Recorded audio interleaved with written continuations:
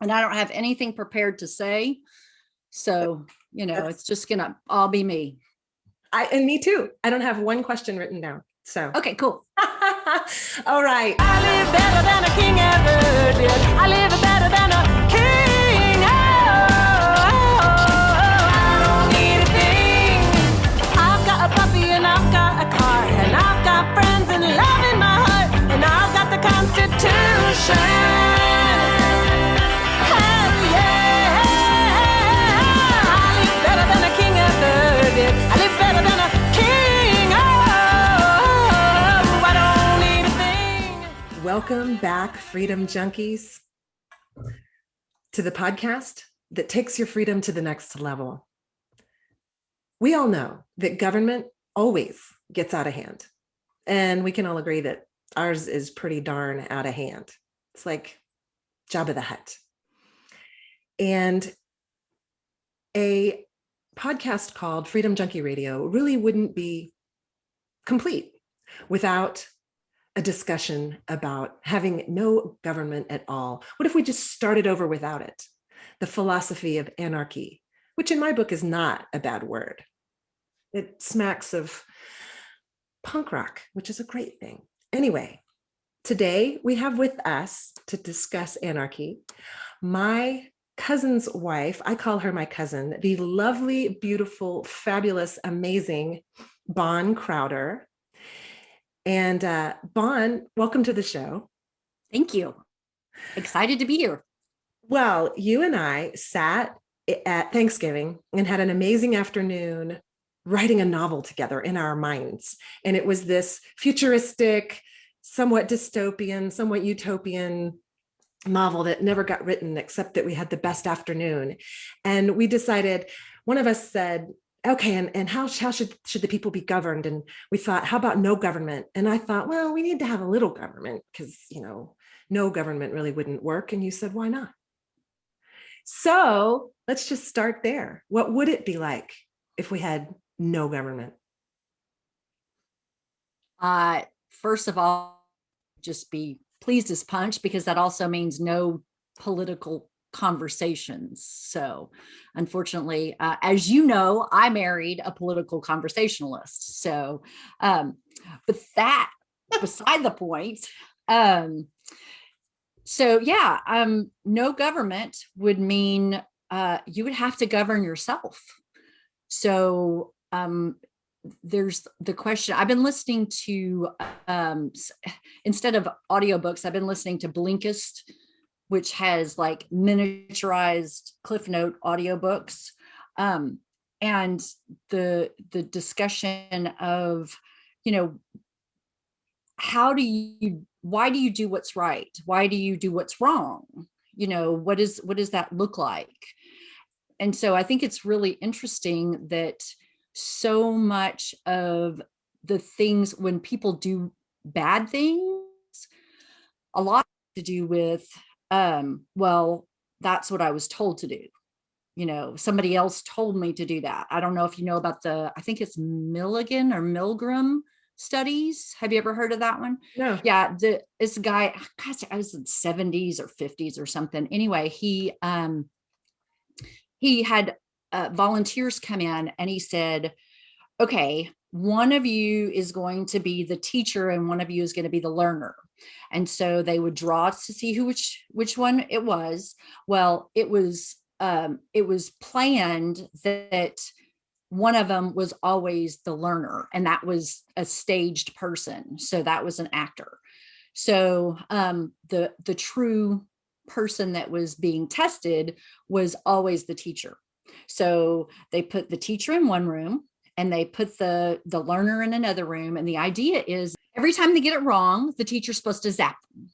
Okay. So, and then as they get more wrong, they turn up the electricity on the zapper.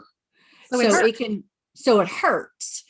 So, and it goes up to like 450 volts or megavolt, something. Anyway, and they tell them it's not going to have permanent damage to that person, but it will hurt.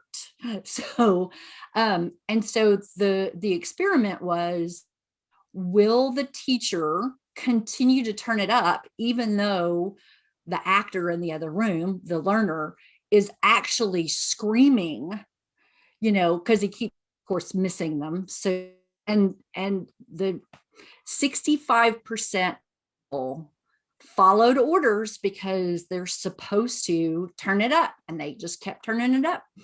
So yeah, I know. Right. So Nazi. So Nazi. Exactly.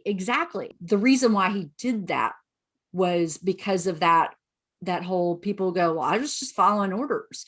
Well, you know what? You did some pretty ugly, nasty, horrible things. And now you're saying, oh, I was just following orders. Is that real? And so that's what caused him to study this. And so it did a whole bunch of other studies, with different variations of it. But so the point is that, when you have authority and authority tells you to do something, you get to then you don't have to take responsibility. You can actually feel okay about it, where it's like, well, I mean, they said I'm supposed to do it. They said that they're, covering it if anything happens. So I'm just going to crank it up. Well, I wonder if it would have been really interesting if they had continued the study and let people completely choose. Say, hey, this is completely up to you. We're going to do this thing where this is the teacher zaps the learner if they're wrong. But if you're not comfortable doing it, if you don't want to, you don't have to. I wonder what. Yeah. So one of the variations was to, instead of having like the guy in the lab coat, the authority saying, yes, you have to do it, they sent in another actor to, that was just sort of at the peer level. And every time they would tell him, you're supposed to turn it up because that's what it says, they actually would not do it. And they thought that guy was horrible. So it's just the authority figure that they would not, they would just turn it up and go, that's what I'm supposed to do. But if it was a peer, they would be like, no, not only that, but you're evil. Okay. So yeah, it's really fascinating. So, so anyway, the point is that we do so many things in the name of, it's what I'm supposed to do, in the name of authority, in the name of government, in the religion, even, that's what I'm supposed to do. Well, maybe it's time that you do what you're supposed to do, that what you're supposed to do. Right. They say that just because it's legal doesn't make it right. And just because it's right doesn't make it legal. Right. Yeah. So, if we had no government, then it would mean that, you would have to face yourself in the mirror every day and know. Okay. Well, but bad guys that are doing bad things that are against the law, and bad girls that are doing things that are against the law, they're having to do that anyway. They're having to look in their face in the mirror. You're right. But we look at ourselves in the mirror and we go, there's nothing I can do. All I can do is to hope that the police catch them.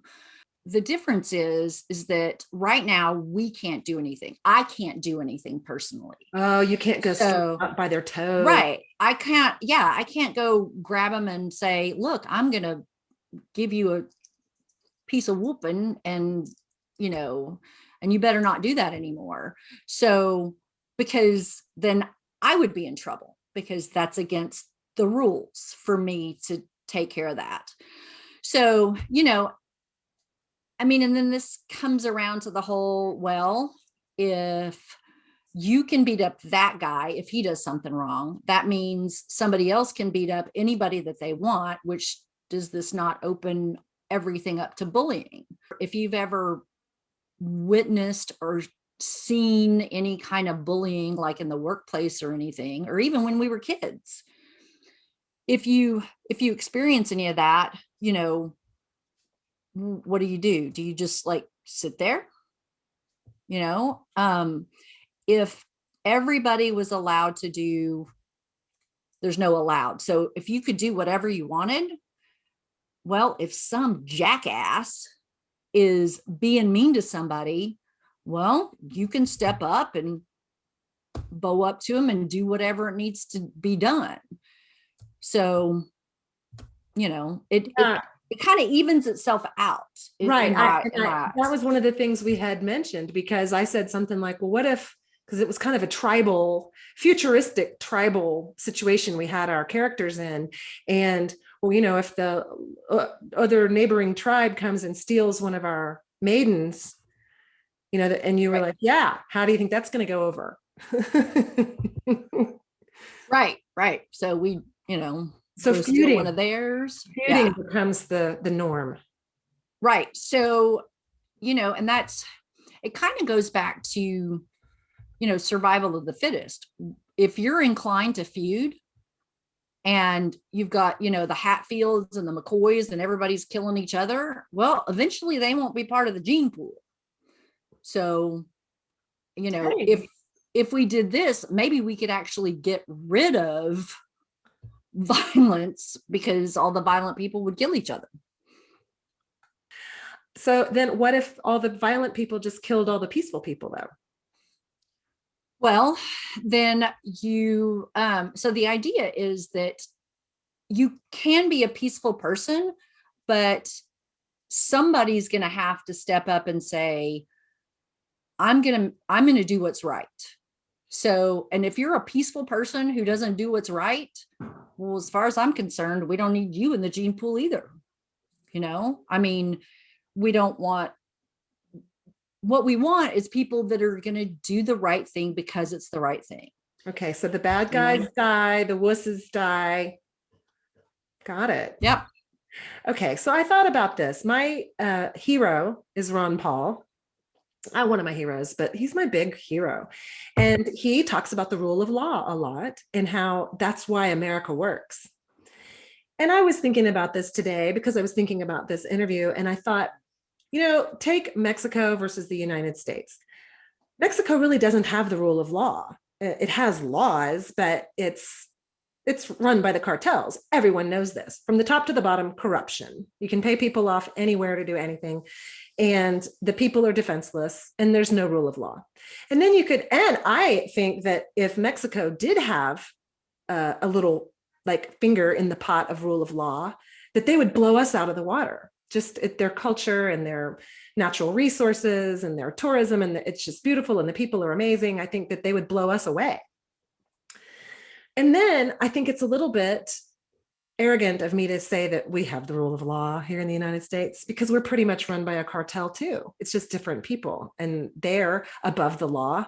The law doesn't apply to the people that rule us, and people get paid off all the time to do everything. Our entire government is just as corrupt as Mexico's. So I don't know what I'm saying, except that our law system works slightly, because it's much harder to pay off a cop in the United States. You'll probably get in trouble if you try, or a judge.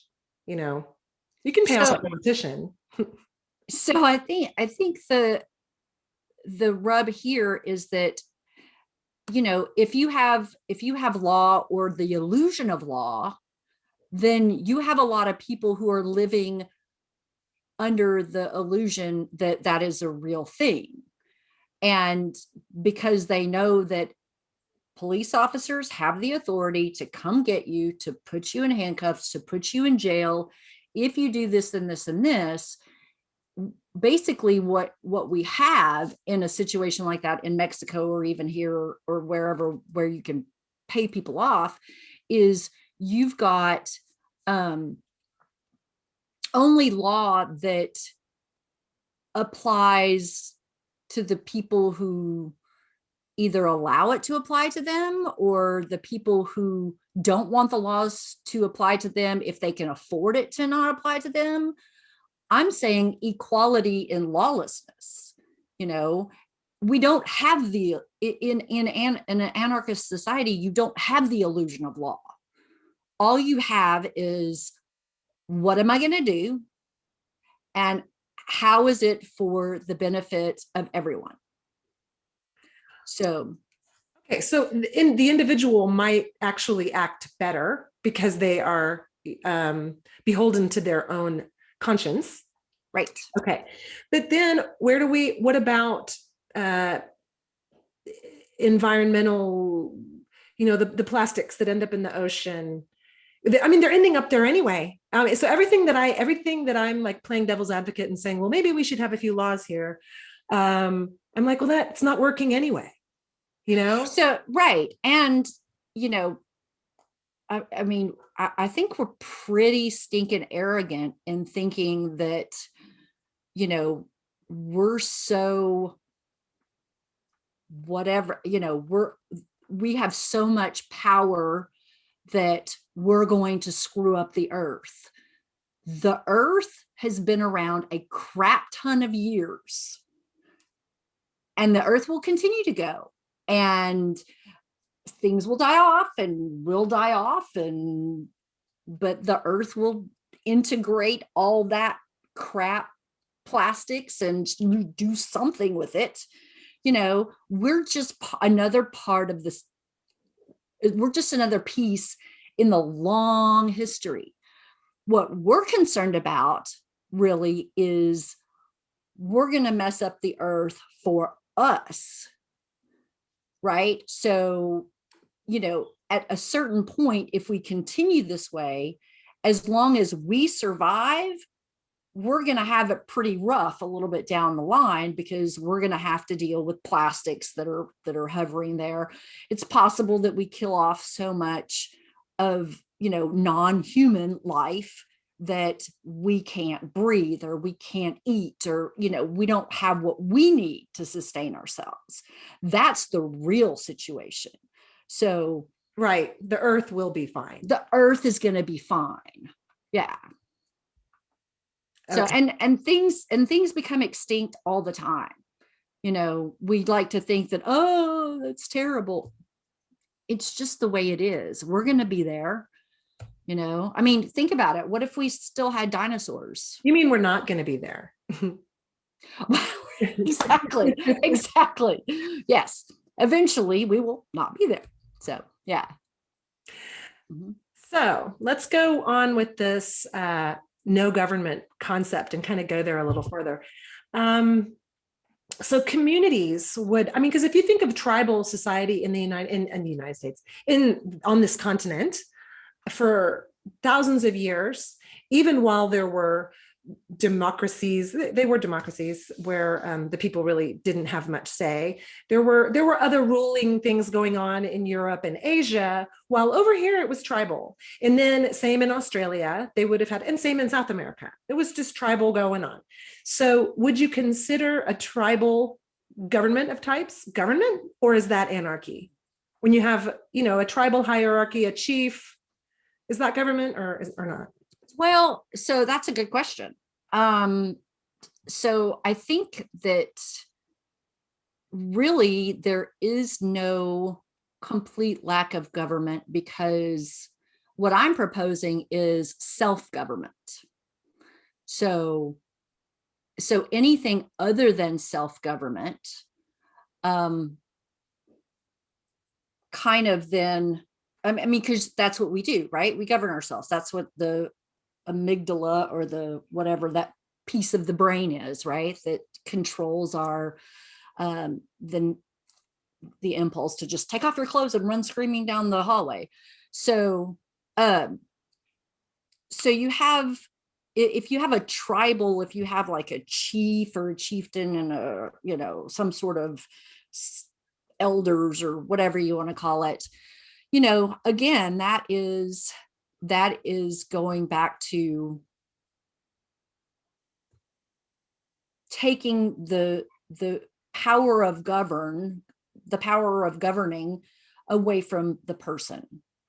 So, and I think, it may just be in our nature to go to a mediator, just to say, I mean, you've got the stories of who was it, King Solomon or whatever, that was going to cut the baby in half in the Bible. I mean, why are you going to a king at all? If it's your child, you take it. You punch the other woman in the face and you take your baby.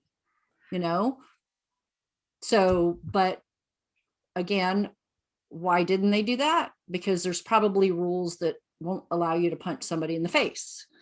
I think that this argument for no government at all, is going to fail miserably with humans because way too many humans want to control other humans. It's kind of their role in life, their whole purpose in life, to control other people. And so unless those people would die out because they're so annoying, they would all get like, it'd be like, why did you kill them? Because they were trying to control me and it was annoying the crap out of me. Right. Right. So yeah, and that's kind of the hard part about this too is, have you ever seen the show Deadwood? I think I might have saw a half an episode, maybe. The interesting thing about that was, they're in the Old West, and is there law or is there no law? The sheriff comes into town, and so again, the illusion of law, because you have the really, really, really bad guy, and I'm like, y'all, somebody just stab him in the throat with a pencil, for crying out loud. Let's just take him out. It was the sheriff and he was the bad guy? No, there was another guy. The sheriff was the good guy. But there, and there were a few bad guys through the whole thing anyway, but at the very end of it, there's a really, really, really jackass bad guy. Anyway, so you also have to be able to sort of, I don't know, sacrifice yourself? Maybe not. Because I think about that a lot when people are like, well, here's this bad guy and he just keeps on getting worse and worse and worse. And I'm like, you know what?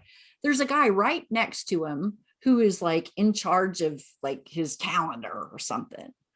That person has the perfect opportunity to just whack him. We could save so much heartache and probably lives, if somebody who was like the second in command just realized, man, he is bad. Okay, I'm going to get in trouble, but I have to kill him, Okay. But again, we have the law thing and you don't want to mess yourself up. Okay, so I'm thinking now, like in terms of, it's modern society. We live in these little towns we live in big cities we live in, and we have neighbors and we have stores and stuff. And there are neighborhoods where it would probably be okay. But, I'm thinking of like the neighborhoods where people feel pretty safe is because there's generally not much crime there. They feel perfectly fine walking down the street, walking their dog, being a woman alone. And then there's neighborhoods where you don't feel safe because you could get jumped by a gang at any minute, right? And there's not a rule of law there. The rule of law is kind of the gang type mentality. And so it's that illusion of the rule of law that makes us feel safe, but it doesn't work everywhere. That gang thing is happening all over America and people don't feel safe. And that is law. The gang thing, that's that illusion of law. And I think one of the reasons why you may not feel safe walking that is because you don't know what that illusion should be. You're not clear on what that law is. If you're supposed to walk this way or that way, or eye contact or no eye contact, or, it's just like going to any other culture. If somebody said, we're going to go to a country and they're not like us at all, and we're not really sure if, what you have to do to anger somebody or what you do to make somebody happy, but you need to go there and you need to go grocery shopping. You're going to be like, oh, hell, hopefully I'm going to smile, but then you're like, do I have eye contact? Because in some social situations, eye contact is bad. You look somebody in the eye, you get the crap beat out of you, or you get killed or whatever. So, what was that? Remember that back in the 80s or 90s, they had that kid that he threw his chewing gum on the ground. In Singapore. Yes. And then he got caned. Yes, I remember that. Yeah. So that's the thing, is that not only, so he went in with the illusion of law as he knows it. So, but when you walk through a part of town that you perceive as, the bad part of town or whatever, it's because the illusion of law, is not your illusion of law. It is different. That there's not going to be police officers just running around and everything's peachy keen. I mean, I guess what I'm wondering is, like, if we had no law, I feel relatively safe at home. Like, nobody's gonna, probably come up my driveway and beat me up, steal me or whatever, Right. Except for my government. They might do that. Anyway, if they disappear me, because we have no more Fourth Amendment rights. You can be detained indefinitely on suspicion of terrorism as an American citizen. No. Anyway, that's a whole other issue. So the only, I don't fear my fellow man really at all.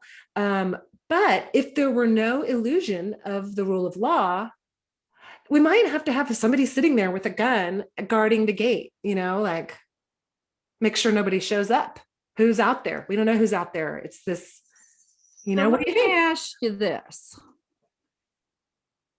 Your husband is not the first person you dated. So, can you search your memory and think of somebody you might have dated ever that might not have been super perfect and kind and generous and everything, that might at some point in the last how many ever years might have just gotten it into his weird little noodle that you did him wrong? Oh, sure. And maybe he's stalking you. Ooh. So, and you don't know, and his illusion of law is not ours, right? Because if he's stalking you and he thinks you did him wrong at some point, he's working on taking you out. Okay. And you don't have any freaking clue, right? You're just happy as a clam going through your life with your illusion of law. You don't have to sit out there with a shotgun because you're not thinking of, crazy James coming up and popping a cap in you. You forgot about him. Hell, you don't even remember crazy James. So that's the thing, is that should you worry now? I mean, I think about it sometimes and go, you see those stories where that person just completely forgot about that guy that they dated or that girl that they dated. And then they show up 3 years later and kill them. Boop, right there in the driveway. And you're like, what the hell? Again, we're back to this place where I keep thinking we need a little bit of law. We need a little rule of law here. We need a little bit of Constitution, my other hero. And it's not working. The people break the law anyway. They're, like you said, your stalker comes and kills you anyway. You're not safe. It's an illusion of safety. Oh my gosh, I have to get this guy on this show. He's called the Lock-Picking Lawyer. Have you heard of him? Oh my gosh. You have to watch him on YouTube. The Lock-Picking Lawyer. He can break into any lock, and he shows you how to do it on YouTube in 30 seconds. And people send him the ones that you can't break into. And he breaks into them? Oh, within a minute and a half. And he's like, oh, and there's about 4 ways you can break into this one. He was at hotel rooms with your little do not disturb sign. He can get in. Wow. Anyway, why did I bring him up? Because, when we lock our doors at night and feel like we're going to tuck in and be somewhat safe, it is a complete illusion. It is not true at all. At all. In fact, if you want to learn how to break into anyone's house, just go watch The Lock-Picking Lawyer. I think it's wonderful because he's poking all the holes, not only in our illusion, but in all of the lock makers need to step up their game, really. But no, it's all an illusion, the safety that our law provides us. So thank you for making me come to that conclusion. All right. So I'm kind of siding with you now. What else? What would happen if we had no government? What? Okay. What if China decides to just come and bowl us over with their massive military and their government? So between what you just said and 30 seconds ago, we can't just go immediately to no law. I mean, first of all, the humans are just not going to let that happen, especially the humans who are in power, right? They're not. So in order to do this, we actually have to start the whole thing ourselves. So you're serious about this?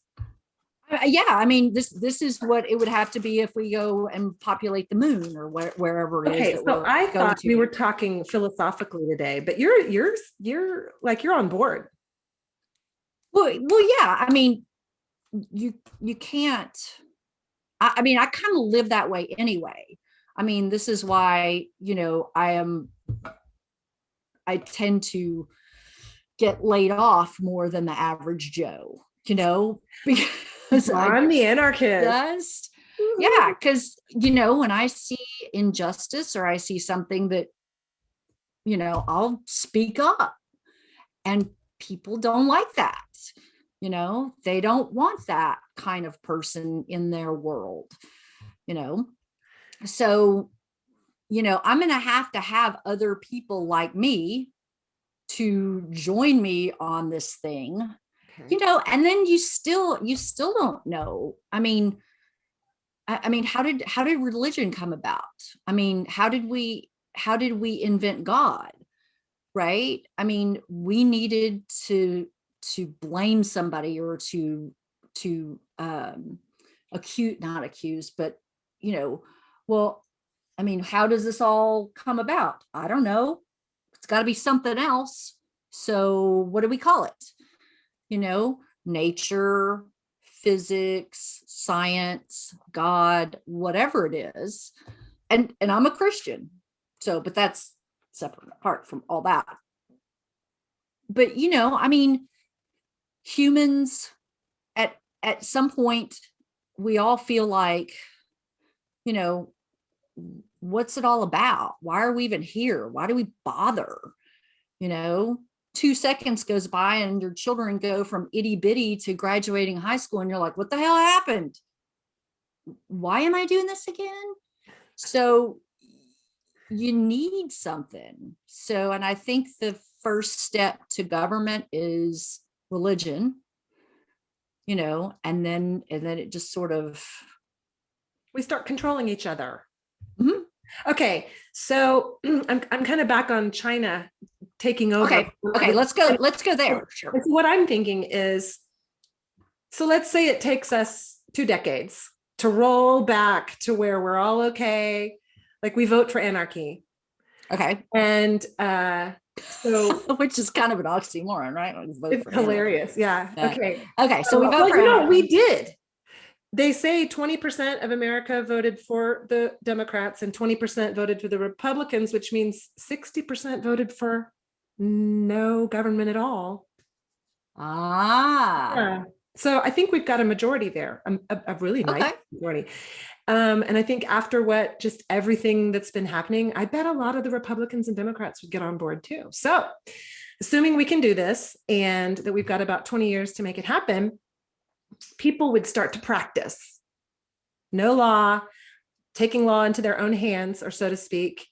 And people would form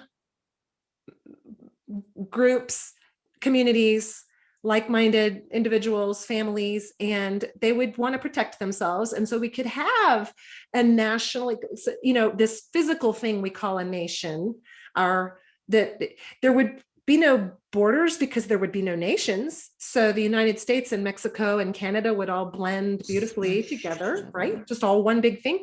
And so how would we keep a warring thing like the massive army of China from just coming over and being like, y'all are China? So, all right, I'm going to go ahead and skip forward with you and be there. So I'm going to guess that one of the things that I would do is I would gather some like-minded people and go, whatever it is that I fear. So in this case, we're fearing China. We're going to say, okay, look, we have the airplanes and the bombs and the tanks and the whatever hoorah, right? Who knows how to drive them? Who knows how to fly them? Who knows how to work all this crap? Are you going to volunteer to be on board to help with this? So let's get some people together and go, okay, this is what we're going to do. Now, you're going to have people in there going, well, I think we should do this. And then somebody else is going to go, I don't know. I think we should do this. So almost instantly, you have to figure out a way to drive consensus to make a decision. Because if everybody who could drive a tank gets a tank and they each decide to do something different, There has to be organization. right? And that's kind of so, but you're going to have to self-organize, right? And you're going to have to realize that, yeah, if you don't agree with what this bundle of people are doing, you can go off and do your own thing. You can just pick up your tank and go play someplace else. However, you have to figure out some sort of cooperation, and it could be that somebody really just thinks that, golly, I really think we should do it this way. So I'm going to go over there and kill that guy so he'll shut his mouth. Okay, well, then you start firing up a whole lot of craziness over on this end. Yeah, I just think people are going to want government. I think they're going to come back to, we need to be organized. We need to kind of elect somebody to run the military, which is, the commander in chief. And leaders are going to rise because there's those types of people who are leaders, and people are going to get behind them because the vast majority of people are followers. And I just think it's kind of like going back to that tribal concept, a chief, they had a chief, and it was kind of his word at the end of the day when we need to come up with go sit around the chief and ask him what he thinks. And there could be a tribal council, but that's the same thing. It's government. It's still a government. Yeah. Yeah. And so, what did our guys say? The government that governs least governs best. I think the closest that we could get to anarchy, or the closer we can get to anarchy, the better, because that's really what that is the government, should be there to, fix the roads so I can drive on them. Mm-hmm. You don't need to tell me to help my neighbor who's hungry. No, what I need to do is freaking make some soup and take it to them. Yeah. So, and I think that's a big problem, is that in addition to the more we have government, the more, again, it comes back to, I don't have to govern myself, but I also don't have to be responsible for anything else. I had a friend that I was talking to this about a long time ago, and she said, well, if you see somebody who's on the side of the road and with a broken leg or something, so you don't think the government should come along and help them? I said, no, I think somebody needs to come along and help them. A person needs to go, gosh, that person has a broken leg. I'm going to go help them. Mm-hmm. And she said, well, what if it was you sitting there and nobody came by and helped you? Well, if I have a broken leg on the side of the road and nobody comes by and helps me, shame on the bunch of you assholes, is what I say. Mm-hmm. So, but I don't want the government to come help me. I just want to know, I'm just going to lay here with my broken leg and sit here and die, because I don't want to be in a world where regular people won't just stop and help people. The Good So- Samaritan. That's the story. And we do have it. So if we minimalized, let's just take it one step above anarchy and minimalize government. And what if the federal government did what it was originally supposed to do, which was maintain our borders and keep us safe, I want to say, by having a military. Like that's pretty much it. It is taxation is theft. There should be no taxes. Now, the states can do what they want.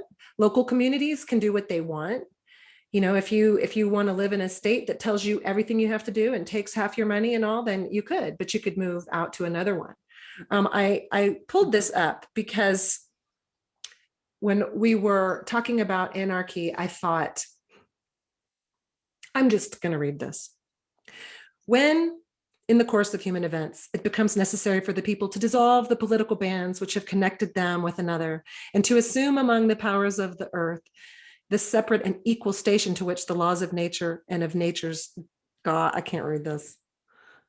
Sorry, y'all, don't get old. That's what my dad says. Anyway, we hold these truths. It's basically when the government gets out of hand, throw them off and start over, right? We hold these truths to be self-evident, that men were created equal and that they were endowed by their creator with certain unalienable rights. Among these are life, liberty, and the pursuit of happiness. There are an infinite number of unalienable rights. And to secure these rights, governments are instituted among men, deriving their just power from the consent of the governed. That whenever any form of government becomes destructive to these ends, it is the right of the people to alter or to abolish it and to institute new government, laying its foundation on such principles and organizing its power in such form as to them shall seem most likely to affect their safety and happiness. Yeah. It goes on to say the history of the present, the king at the time, absolute tyranny over these states. To prove this, let facts be submitted to a candid world. I am reading you the Declaration of Independence, people. This is how amazing our founders were. And they go on to list grievance after grievance after grievance after grievance. I mean, it goes on and on and on. And if you read through these, you'll see that a lot of these are going on right now. Anyway, I love the Constitution and I love our founders and I love what they did, and they risked their lives to start this new country. And they started it with a very minimal government. They did. They didn't come over here and say free for all. And so. Yeah. So, and it sounds like what they did was say, you know, like you said, what is the minimum that we have to have so that people feel safe? And not only that people feel safe, but people will buy into it. Because I think that's the thing, is that whether or not anarchy could work, people won't buy into it because they're afraid. Now, the question is not, are they afraid because their neighbor will murder them? Or are they afraid that they're not going to be able to live up to their own, are they going to be able to do what's right? Because I think one of the problems with this whole, with your idea of like, we vote anarchy and here we go, is that we're trained in the illusion of law. So as much as I would love to have anarchy, I still am trained. I mean, we would have to have 50 years or so of us dying off so that our children's children and et cetera could grow up with the mindset of self-government. So yeah, so that's it. I don't think you're going to get people to just jump in and go, sure. And I think that's one of the big problems right now, is that so many people feel like the government is doing good, when what they forget to see is that they too could do good.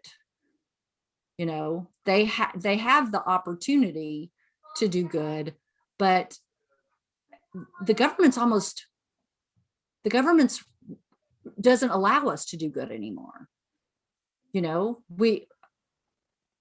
It's not, I don't even know about the people who are hungry in my neighborhood because, they're being taken care of by the government, So if it's almost like I don't get an opportunity to help people. That's interesting. So I have a couple of friends who consider themselves socialists, and we talked, and one of them totally believes in the government safety net, is what she calls it, the social safety net. And we've had this discussion and I can't get through to her, that people are good and that you're not going to see people dying on the street. You didn't before income tax. And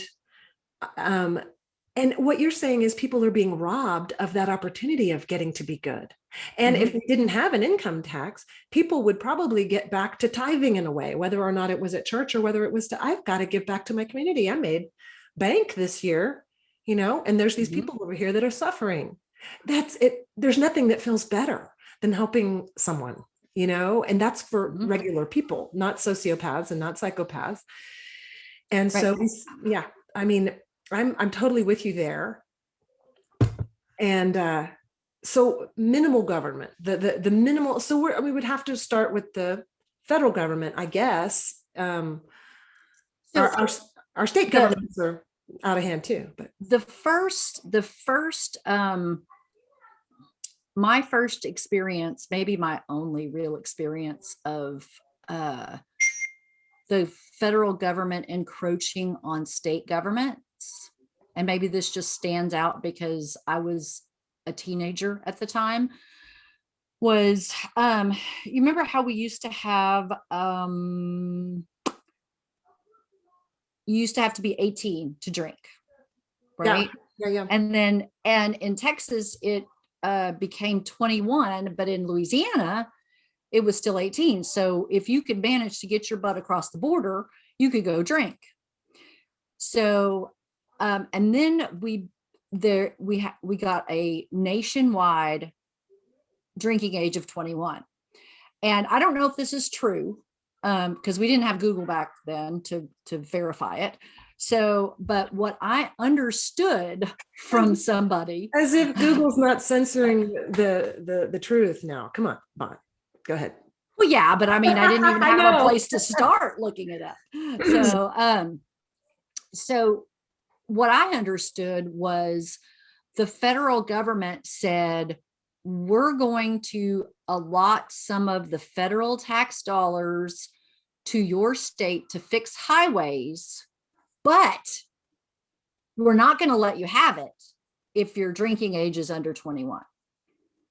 So they didn't make the law that you have to be 21 to drink. All they said was, we're not giving you any money unless you make that law.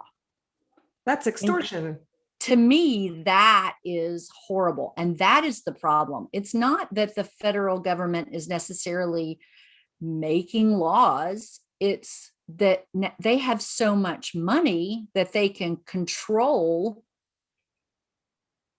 where they send the money, and they can say, well, we're not going to let you have money unless you do this, and to me that, we need to get rid of, I'm happy getting rid of the income tax, and I'm happy to have a Texas state income tax, which we don't right now. But I think, I would much rather pay Texas income tax than nation income tax. Well, how about instead of an income tax, a flat tax on unnecessary items and goods?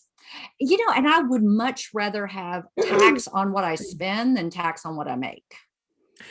And you have both, which is double taxation, which should be illegal. Good point. Mm-hmm. Yeah. Every dollar you get is taxed multiple times. So, I love this. You and I could sit and talk about this all night long. So we have families that probably want us to. Yeah, getting close to dinner time. I love you so much, and I'm so happy that you came into this. So you're my first family member to come on the show. Oh, fun! Yeah, I want to get my dad on here. Anyway, is there anything that you would leave us with if you could tell the world something? It doesn't have to do with anarchy. Do the right thing. You know what to do. Do the right thing. Even if it doesn't benefit you, or if it specifically not benefits you. If it's the right thing, suck it up and do it. And do it. Don't just ignore it, because that's a really easy thing to do too. You know, it's like, if I just ignore it, it'll go away. You know, no, step up to the plate. If you see somebody being mean to somebody in the grocery store, you tell them, you stop it. Because strangely enough, people recognize authority if you act like authority. Which is so weird. But yeah. Okay. So do the right thing. Okay. Well, thank you. And Thank you. we are on Telegram. If you want to find us on Freedom Junkie Radio on Telegram, there's also the Freedom Junkie Radio chat where you can jump in and become part of the conversation. These videos are available on YouTube. Some of them are, some of them aren't. But the rest of them are available on Rumble or BitChute, currently on Facebook and Instagram. So follow and subscribe and share. Excuse me. And let's get this platform for voices to bring our freedom to the next level out there. I just appreciate you so much. If you listened here to the end, it's because we love each other. I think that's why. So till next time, see you, Freedom Junkies.